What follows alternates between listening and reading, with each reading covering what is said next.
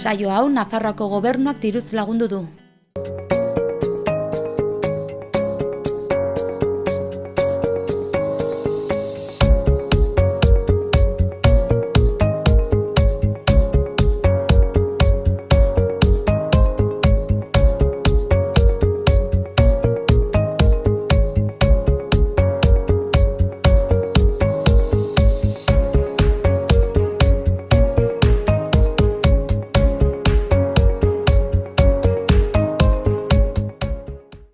Kaixo guztioi eta ongi etorri. Abenduaren 14ko saioa dugu gaurkoa eta elkarrizketa bat eskainiko dizuegu. Betiko edukietaz gain noski. Asteburu honetan feminismo baserritar eta herrikoiari buruzko topaketa internazionala burutuko da Iruña hirian eta landa eremuan zelaitik hirira emakumeak elkarrekin ereiten izenburupean. Eta hori izango da magazinaren programa honen bigarren zatian jorratuko dugun gaian, elkarrizketaren tartean alegia. Gehiago jakin nahi baldin baduzue, gurekin gelditu. Has gaitezen.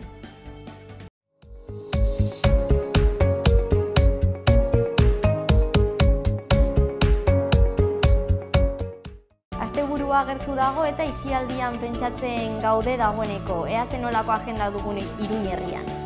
Abenduaren 30 arte Milagrosako edo Arrosaliako zibiboxean, Ellas las mujeres en la historia de Pamplona, beraiek emakumezkoak Iruñeko historian erakusketa ikusi ahalko da. Sarrera librea. Kondestable Jauregian abenduaren 16 arte, Araba Sarea emakume ikustezinak elkartasuna eta azpiloitza izenburua duen erakusketa eskainiko da. Kasu honetan ere, sarrera libre. Aurrekoan bezalaxe, Kondestable Jauregian eta abenduaren 16 arte, 50 urte karlismoa frankismoaren aurka izenburua daraman erakusketa ikusi ahalko da. Sarrera libre. Beste erakusketa bat Kondestablen eta abenduaren 16 arte. Kasu honetan, memoria feministaren marruak izenburupean. Sarrera libre. Beste erakusketa bat karlismoaren inguruan, baita Kondestablen eta baita abenduaren 16 arte ere. Jurramendi 2. Mendi sakratua. Gaur gaueko 9:00 Antsoaingo antzokian, Demode Quartet taldeak musikal guztiak ia musikala eskainiko du. Sarrerak 8 euro balio du. Ordu erdi geroago gaur Indara aretoan kontzertua Jou Larreina eta Club del Rioren eskutik. Sarrerak 10 euro balio du. Bihar arratsaldeko 8:00 Gaiarre antzokian bakarrizketa bat Dani Martinezekin. Ya se lo digo yo izenburuarekin, sarrerak 20 euro balio du. Amaitzeko, bihartik hasi eta igandera arte Burlatako kulturetxean eskulangintza azoka eskainiko da. Amano Market Burlada 2018 izenburuarekin, sarrera librea izango da.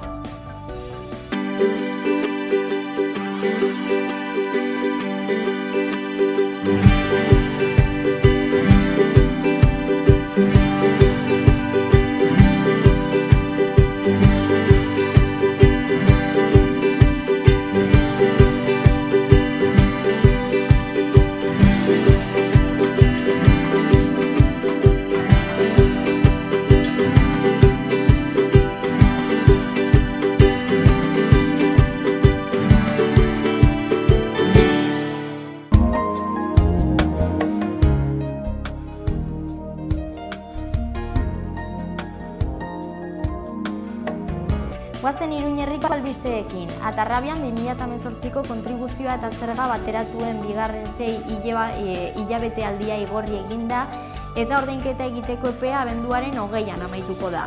Data horretatik aurrera gainkargu bat aplikatuko da eta ordainketa premiamendu bitartez gauzatuko da. Xehetasunak udalaren webgunean.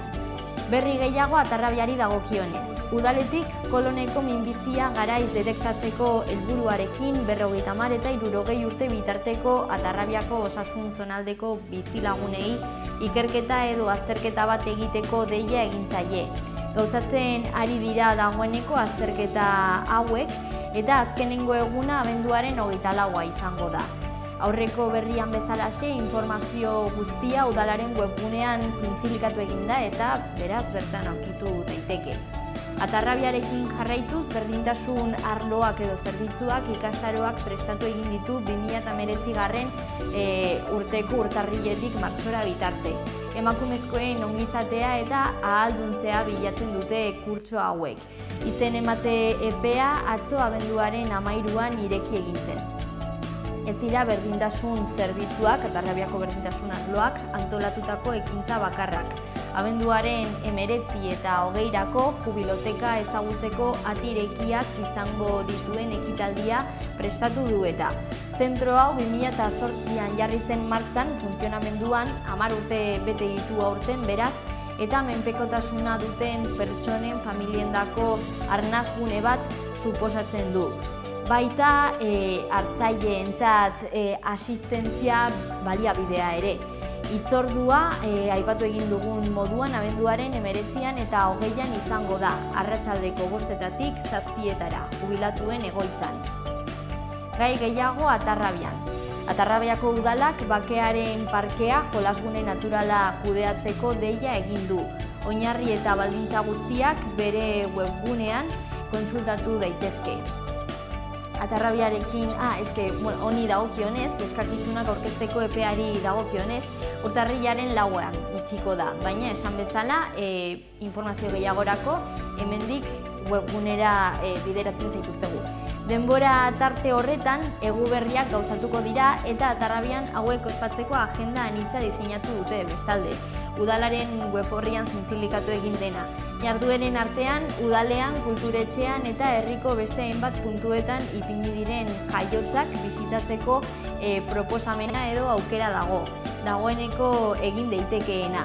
Gaztelekun ere Atarrabiako gabonetan protagonismoa izango du. Ikastaroak, lantegiak edo tailerrak eta lehiaketak eskainiko bailitu. Bai euskeraz eta baita gazteleraz ere. Izen emateak eta ordainketak egiteko epea abenduaren 20an akituko da. Atarrabiarekin hau da guztia eta Zizurrera pasako gara orain. Zizurren ere eguberrien usainan dago jada. Agenda zabala antolatu da abenduaren 19an hasi egingo dena musika eskolako ikasleen kontzertu batekin. Arratsaldeko 6etan burutuko da musika eskolan bertan. Urtarrilaren 7 arte ekintza gehiago burutuko dira herrian. Udalaren web horrian informazio guztia dago, hor dokumentu batetan egitarau osoa edo ekintza guztiak zerrendatu egin dira.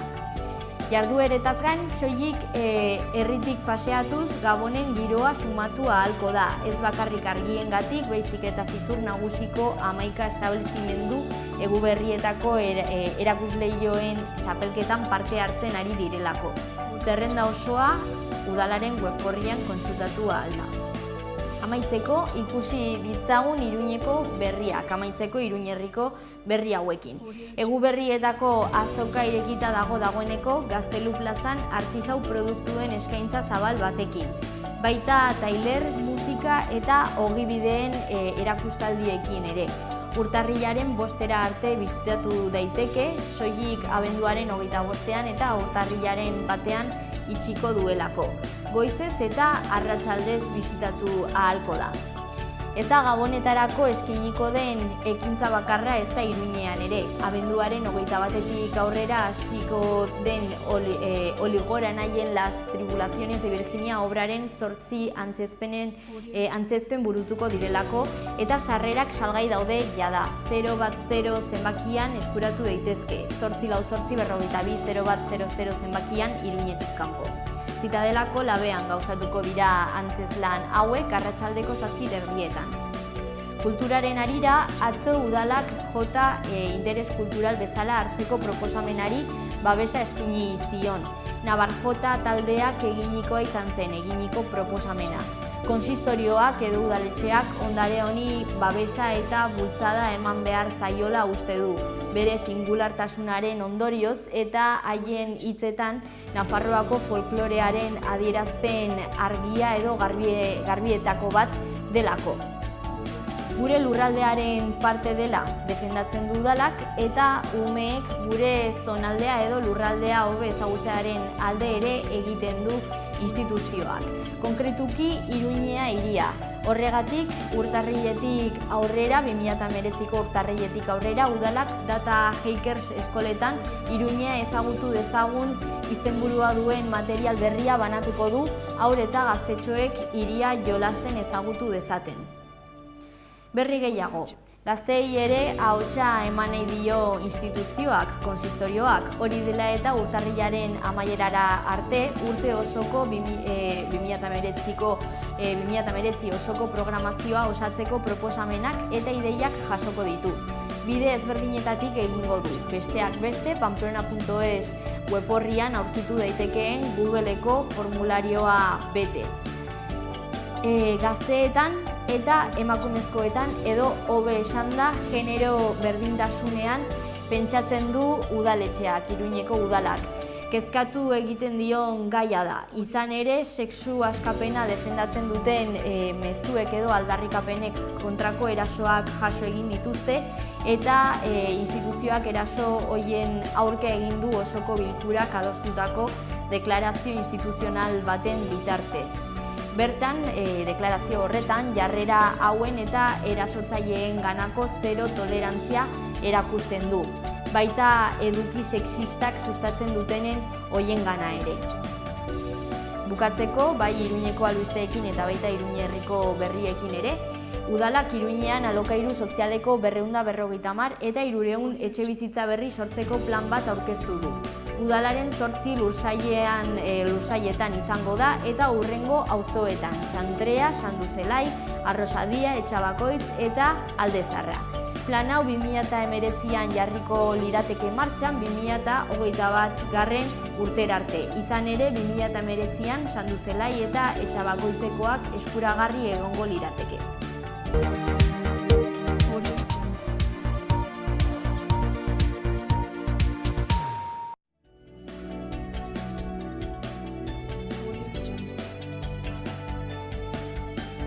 Hogeigarren mendeko bi efemeride ekartzen dizuegu. 1927an gertatu zen lehendabizikoa. Espainiar estatuan Iberia konpainiak bere lehendabiziko hegaldi komertziala burutu zuen. Carabanchel aeroportutik irten egin zen Bartzelona hiriraino. 60garren hamarkadara pasako gara orain. 1979an The Clash talde britaniarrak London Calling bere diskarik famatuena kaleratu egin zuen.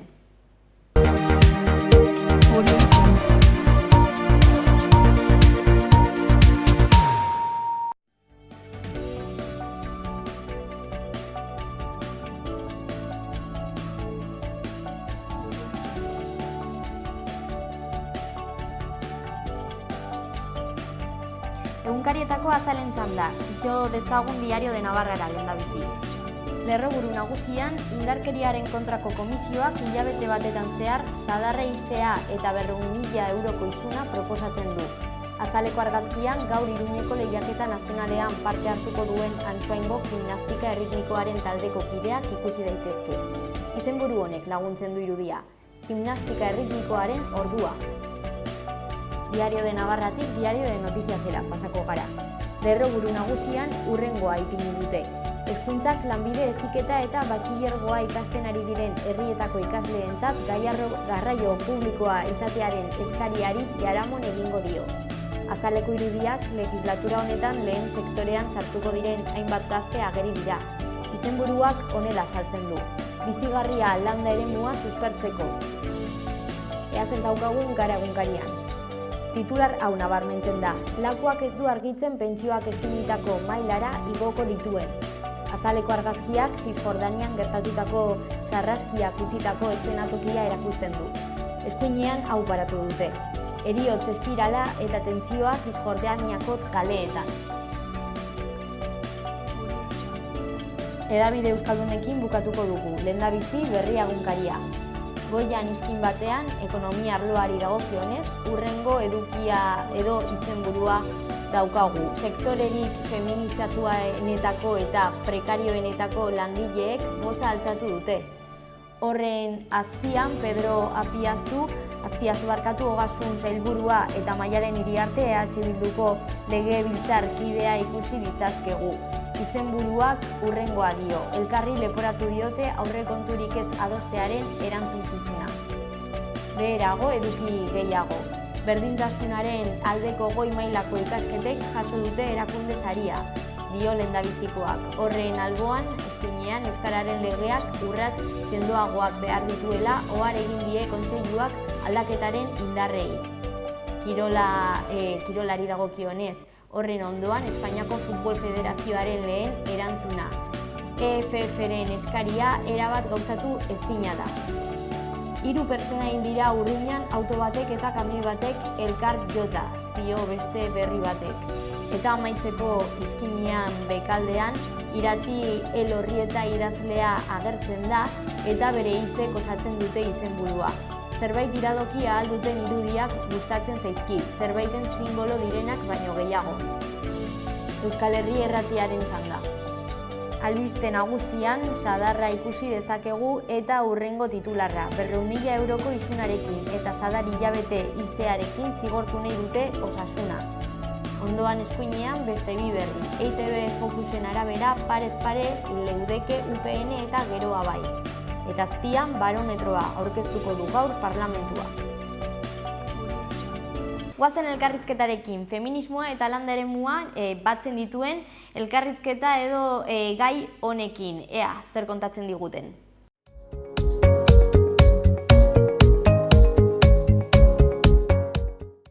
Hirian eta landa eremuan emakumeak elkarrekin ereiten izenburupean, bihar abenduak 15 eta abenduaren 16an igandearekin topaketa internazionalak burutuko dira Iruñean. Gaia jorratuko dute, baina gehiago jakin nahi baldin baduzue, oraintxe bertan ni baino asko zobe azaldu egingo du Maialen Txantrek, Mugarik Gabe Fundaziotik. Arratsaldeon. Arratsaldeon. Ta ongi etorri berriro ere. Mila esker. Orduan konta iguzu, zertan datzan topaketa hau edo topaketa hauek?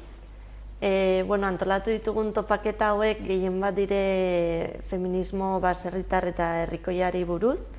Pixko bat kontzeptu hau zertan datzan ezagutzeko edo. Eta gure asmoa edo gustatuko litzaigukena da, pixko bat hiri eremuko edo eremu urbanoko emakumeak eta mugimendu feminista gehien bat, eta landa eremuko emakumeak eta emakume ekoizleak elkartzea. Eta gure artean elkar ezagutzea, hitz egitea, eta elkar banatzen ditugun gauzak ezagutu eta ezagutzen ez ditugunak pixkot partekatzea. Eta zergatik emakumeak ikusten dira hor ere desberdintasuna dagoela, konta iguzu? Bai, gu Mugarik Gaberen lan ildoetako bat da feminismoa da, orduan gehienetan emakumeen eskubideen inguruan eta lan egiten dugu. Eta azken urteetan dexente landu dugu elikadura burujabetzaren gaia ere bai, orduan topaketa hau ikusten dugu bi alderdi horiek uztartzeko modu bat bezala. Eta nori zuzendutako jardunaldiak dira? Printzipioz emakumei zuzenduta dago, bai hiriko edo Iruñeko emakumei, gehien bat mugimendu feministan ibiltzen direnei, hoiekin dugulako harreman handiena, baina edozein emakumeri zabaldua dago, eta baitare herrietako edo landa eremuko emakumeei. Ez horregatik egingo du ere bai larun batean Iruñen, baina igandean joango gara Egozkoera Nue Bailarara. Eta gizonek etorri nahi izan ezkero ere, larun batean topaketak bi parte izango ditu, goizean izango dire gehiago ponentzia batzuk eta mahai inguru bat, eta arratsaldean parte hartzaile guztiek lan ingo dugu taldeka dinamika batzuen bidez.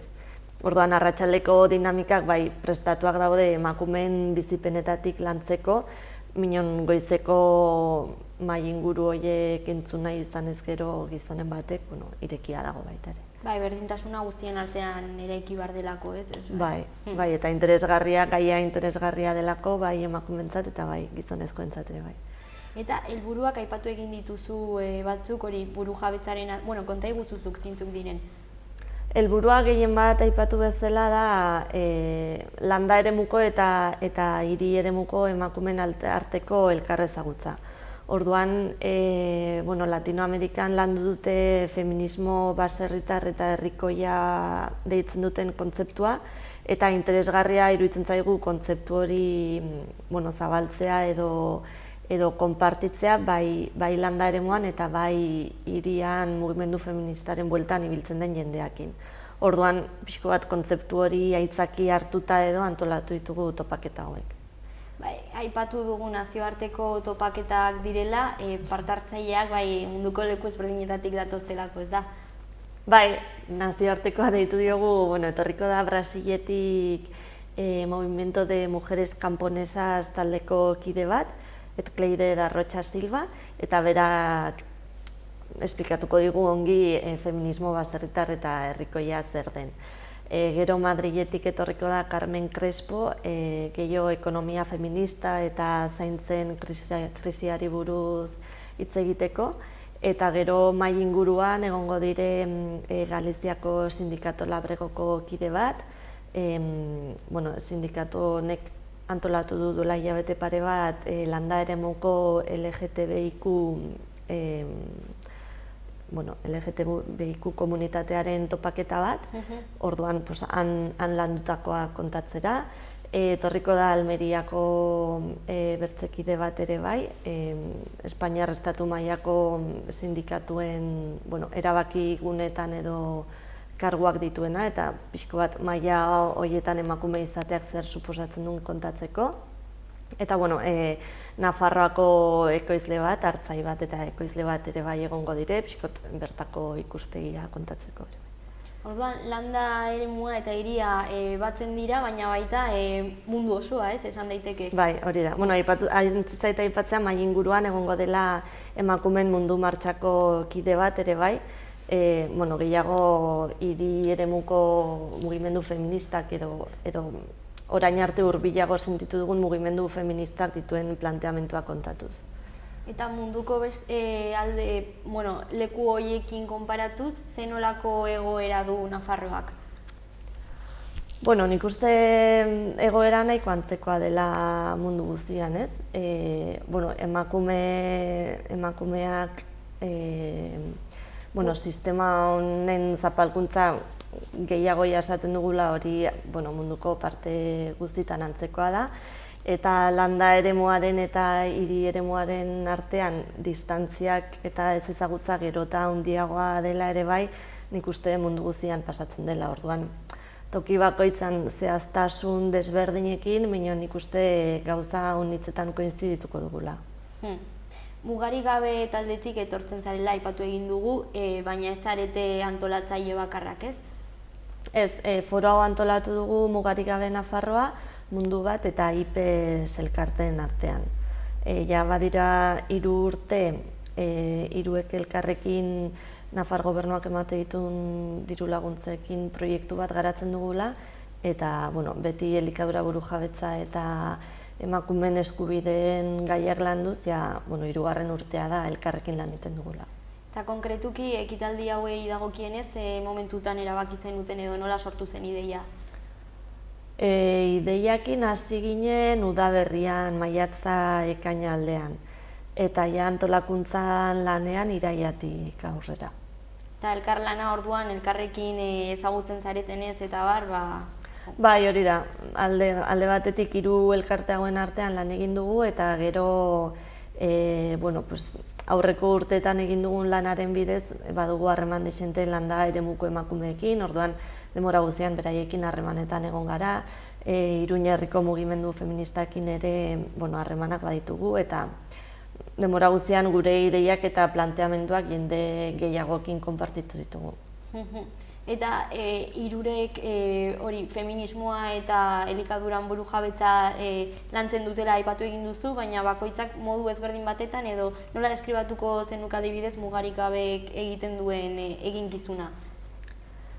Mugarik gabe Nafarroa izatez kooperaziorako ONG bat da, orduan lantzen ditugu kooperazioko proiektuak Latinoamerikako lauzpabos herrirekin bertan dauden elkarte batzukin dugun harremanaren bidez, eta gero hemen Nafarroan egiten duguna da gehien bat sentsibilizazio lana, bai hango gure kide kontatzen digutenaren inguruan, eta baita ere, bueno, pues gure lan ardatzak diren gaien inguruan. Eta sentsibilizazio kanpaina horrekin ze nolako erreakzioa ikusten duzu edo somatzen duzu gizartean lortzen da hori, sentsibilizazio hori? Bai, nik uste dut, azkenean gauzak antolatzen dituzunean jendea hurbiltzen da eta interesa agertzen du, ez? Normalean antolatzen ditugu edo hitzaldiak, edo dokumentalak, edo erakusketak, eta jendeak badu interesa eta galdetzen du, eta hurbiltzen zaigu jendea gurekin parte hartu nahi duna, gauzak antolatzen, edo lantzen ditugun gaiak interesatzen zaizkionak. Orduan, nik uste azkenean gai batzuk badire guztioi ukitzen digutenak, ez? Eta, interesa pizten dutenak. Hainbat dokumental dituzue Vimeon eta nahiko interesgarriak. Bai, badute bizpairu dokumental, bai. Bilatuz gero mugarik gabe Nafarroa agertzen dire.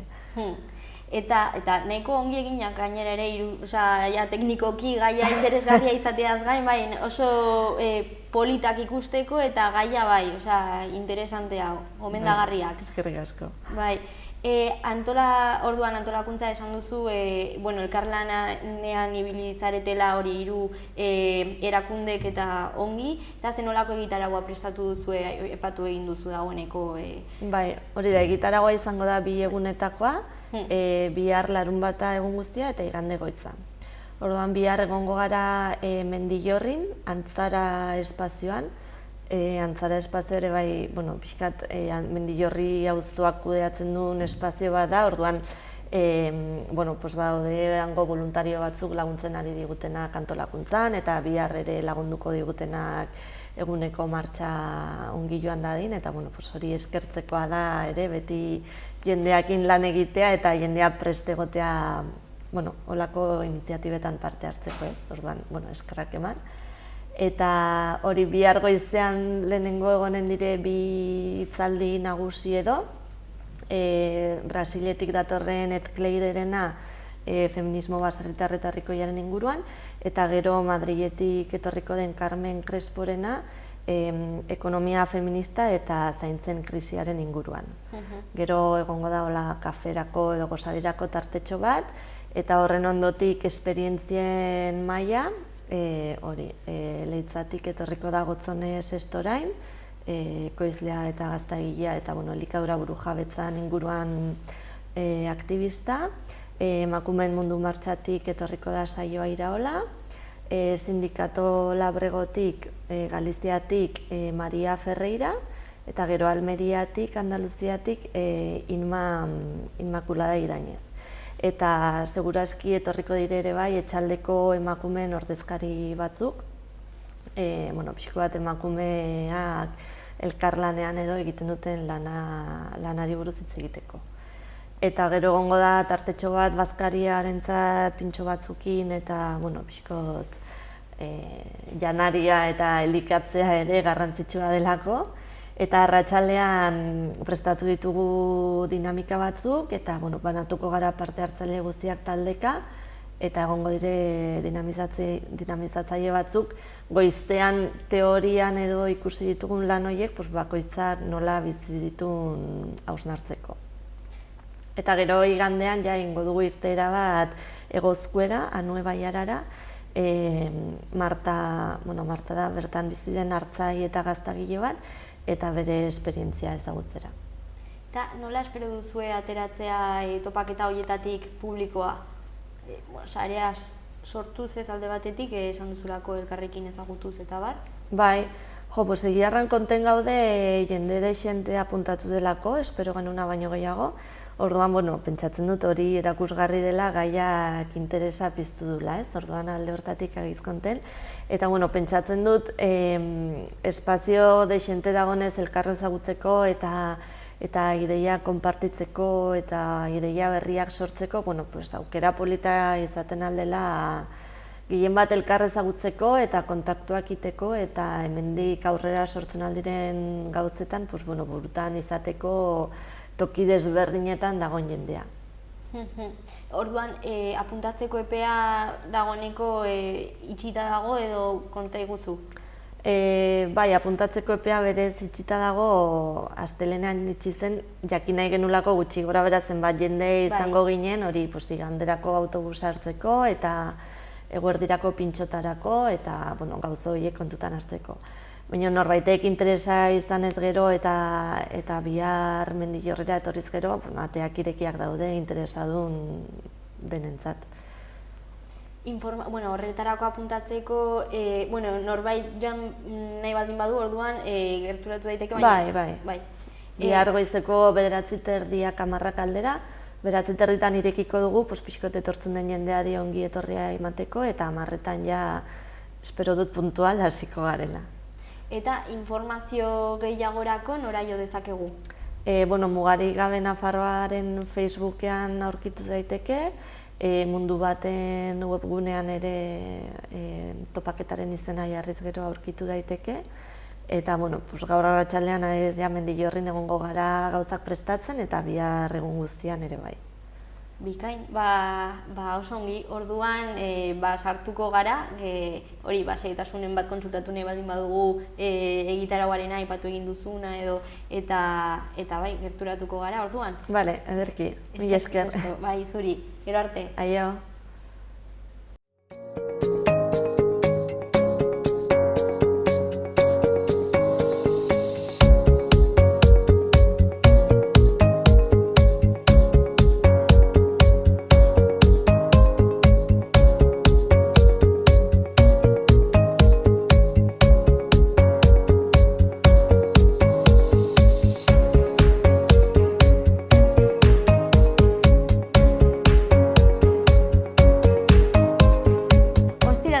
Hau da guztia gaurkoz eta aste honi dagokionez, beraz, orain asteburuaz disfrutatu eta astelehenera arte.